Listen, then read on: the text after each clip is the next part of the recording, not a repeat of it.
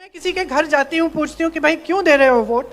तुम्हारे घर में बिजली नहीं है, पानी नहीं है, सड़क की मरम्मत नहीं की, बेरोजगार बच्चे बैठे हुए हैं, पढ़ाई लिखाई करा दी, फीस भरा दी, मेहनत कर ली, लेकिन नौकरी नहीं मिल रही है, तो क्यों बार बार वोट दे रहे हो।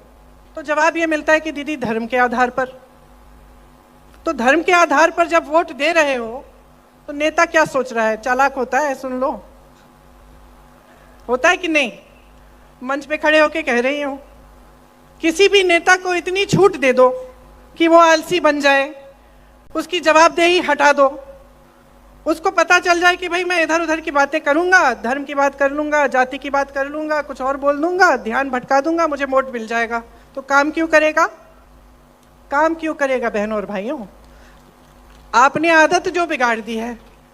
अब जब आप खुद ही कह रहे हो, जब मैं किसी के घर जाती हूँ, वो महिला खुद ही मुझे कह रही है कि भाई मैं काम तो कुछ हुआ नहीं, लेकिन वोट मैं धर्म के आधार पे दूंगी, तो आदत बिगाड़ने वाले तो आप हो गए ना। इस बार मत बिगाड़ना। अब भाजपा के नेताओं के भाषण सुनते होंगे, उनके मुताबिक तो 70 सालों में कुछ हुआ ही नहीं।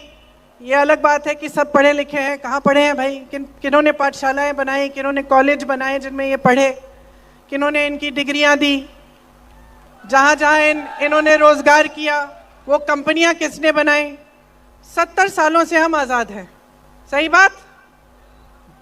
70 सालों से हम आज़ाद हैं और इन 70 सालों में हमारी राजनीति आस्ते आस्ते बदलती जा रही है। आप सबको मालूम है कि आज जो देश में परिस्थितियां हैं, जो देश में राजनीति स्थापित हुई है, वो किस तरह की राजनीति है। आप ही कह रहे हैं धर्म पे आधारित राजनीति कर रही है भाजपा। तो ये धर्म के आधारित राजनीति होती क्या है। क्योंकि देखो, धार्मिक तो हम सब हैं, आप हो, मैं हूं, सब है ना, मेरी बहनें, आप सब धार्मिक हैं, सब पूजा करती हैं। और आप सब नहीं तो जितने भी धर्म हैं हमारे देश में, उनके जितने भी मानने वाले लोग हैं वो सब धार्मिक हैं।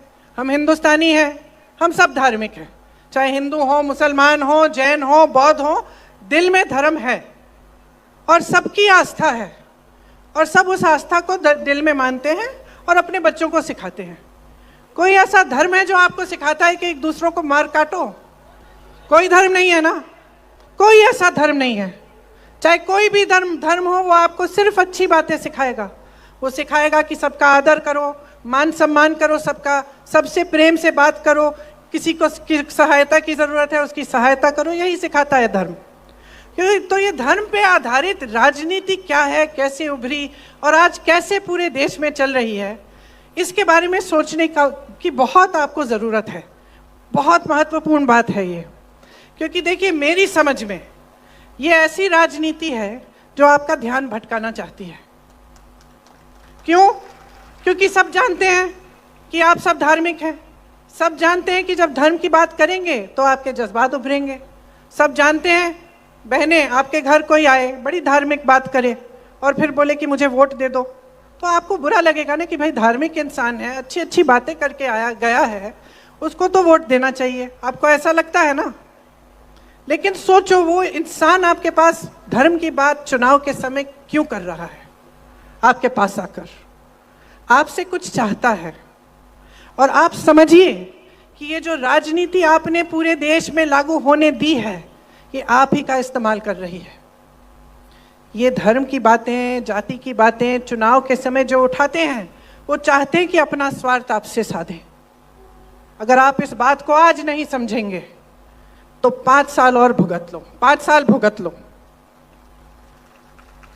अगर आप इस बात को ठीक तरह से समझ लेंगे और आप नेताओं से, राजनीतिक दलों से जवाबदेही मांगेंगे, आप विकास मांगेंगे, आपकी समस्याओं का हल मांगेंगे, तो आप भटक नहीं सकते। मैं इसलिए ये बात कह रही हूं क्योंकि 2 दिन पहले मैं मध्य प्रदेश में थी।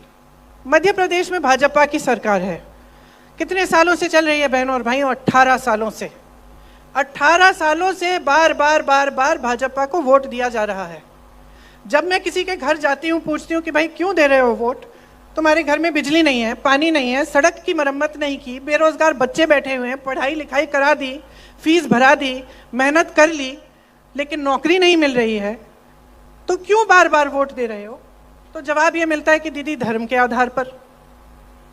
तो धर्म के आधार पर जब वोट दे रहे हो तो नेता क्या सोच रहा है? चालाक होता है, सुन लो, होता है कि नहीं? मंच पे खड़े होके कह रही हूं, किसी भी नेता को इतनी छूट दे दो कि वो आलसी बन जाए, उसकी जवाबदेही हटा दो, उसको पता चल जाए कि भाई मैं इधर उधर की बातें करूंगा, धर्म की बात कर लूंगा, जाति की बात कर लूंगा, कुछ और बोल दूंगा, ध्यान भटका दूंगा, मुझे वोट मिल जाएगा।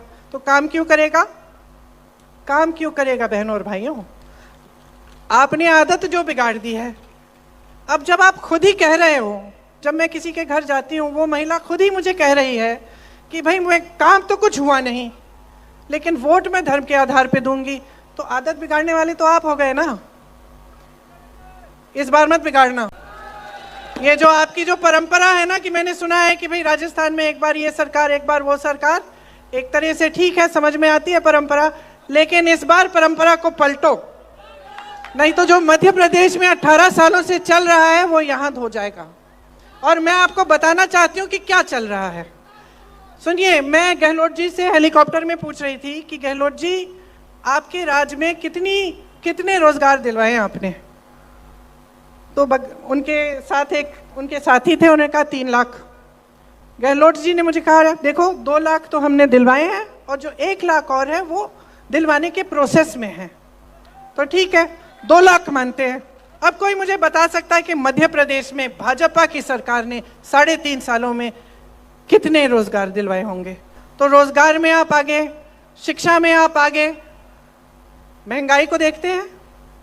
भाजपा के प्रदेशों में सिलेंडर का दाम कब होता है कम? जब चुनाव आता है। तब तक 1200-1400 तक ऊपर चढ़ गया, किसी ने कुछ नहीं कहा। चुनाव आने लगा, अचानक गिरा दिया 400-500। आपको सिलेंडर कितने में मिलता है? 500 में मिलता है। देखिए, आपको ना प्रदेश की सरकार ने केंद्र की नीतियों से बचा के रखा है। आपने कभी इस देश के इतिहास में ऐसी बात सुनी है कि महंगाई राहत कैंप लगा रही है प्रदेश सरकार और महंगाई बढ़ा रही है केंद्र की सरकार? कभी सुनी है ये बात? कभी ये नौबत आई है कि प्रदेश की सरकार को महंगाई राहत कैंप लगवाना पड़ रहा है? क्योंकि महंगाई इतनी बढ़ गई है। बहनों, आप तो कम से कम दिवाली मना पाई हैं। मध्य प्रदेश की जो मेरी बहनें हैं रोती हैं जब दुकान जाना पड़ता है, धनतेरस के लिए बर्तन खरीदने पड़ते हैं, जब लिपाई पुताई करनी है घर की, किसी के लिए, बच्चों के लिए नए कपड़े खरीदने हैं, दिए खरीदने हैं, कोई पटाखा मांग रहा है बच्चा, कर नहीं पाती हैं। बहनें अगर वो बाजार जाती हैं और सोचती हैं कि खाना बनाना पड़ेगा, परोसना पड़ेगा, दिवाली पे मेहमान आएंगे, तो घबराहट होती है दिल में। और यहाँ महंगाई के राहत के कैंप इसलिए लगाए गए ताकि आपको इस महंगाई से जितना हम बचा सकते थे, हमारी सरकार ने बचाने की कोशिश की। आपको स्वास्थ्य बीमा मिलता है, ठीक है। पिछली बार मैं यहाँ आई थी तो मैं 2 जनों से मिली थी। एक का हार्ट का ऑपरेशन हुआ, उसने हाथ जोड़ के गहलोत जी को धन्यवाद दिया, बोला कि मुझको एक भी पैसा देना नहीं पड़ा। 25 लाख तक आपको आपका इलाज मुफ्त मिलता है। वहां मध्य प्रदेश में देखिए, जहां भाजपा की सरकार है, हर स्तर पर जो स्वास्थ्य सुविधाएं हैं उसमें हर स्तर पर खाली पद हैं। खाली पद है, ये नहीं है कि नौजवान नहीं है जो पढ़े लिखे हैं, उन पदों को भरा ही नहीं जा रहा है। तो जहां जहां ये लोग आपके लिए काम कर सकते थे उन्होंने किया नहीं। जहां इनके प्रदेश हैं वहां सबसे ज्यादा महंगाई, सबसे ज्यादा परेशानी, किसान भी परेशान है। वहां तो खाद की भी किल्लत है। खाद के लिए जब लाइन में खड़े होते हैं वहां पे तो किसान से बोला जाता है कि भाई पहले अपना कर्ज चुकाओ, बैंक में जाओ, कर्ज चुकाओ, तभी खाद मिलेगा। नई चीज ये कि मोदी जी ने अपना स्टिकर चिपका दिया, उस पर अपनी फोटो उस पर चिपका दी, तो चुनाव आयोग ने बोला मध्य प्रदेश में अभी खाद का वितरण बंद करिए। बेचारा किसान रो रहा है, त्रस्त है, सीजन निकले जा रहा है, उसको खाद नहीं मिल रही है। क्योंकि इतने अक्लमंद है भाजपा के नेता कि चुनाव के समय खाद पर भी अपनी फोटो लगाना चाहते हैं। तो मैं सिर्फ आपसे एक सवाल करना चाहती हूं, आप किस तरह की राजनीति चाहते हैं अपने प्रदेश में? विकास की चाहते हैं? सीधी सी बात है, देखिए अपना ध्यान केंद्रित करिए अर्जुन की तरह। जब अर्जुन को तीर मारनी थी, मछली की आंख से उनका ध्यान हटा नहीं।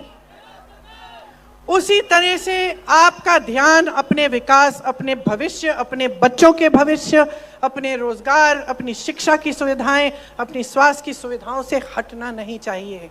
मांगो तो विकास मांगो, मांगो तो प्रगति और तरक्की मांगो, और मांगो तो अपने लिए अपना हक और अपना अधिकार मांगो।